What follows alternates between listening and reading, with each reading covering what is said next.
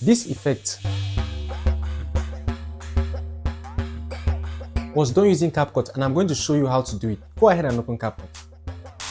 Move the playhead to the point where you jump in midair. Now create a split. Select the previous clip and create a freeze frame. Ensure that there is no smaller clip after this freeze frame. Adjust the size of the frozen frame. Duplicate and create overlay. Move it under the initial freeze frame. Once that is done, go ahead and remove the background of the overlay image. Now add your text. Reduce the text to be directly under the overlay. Now head over to layers.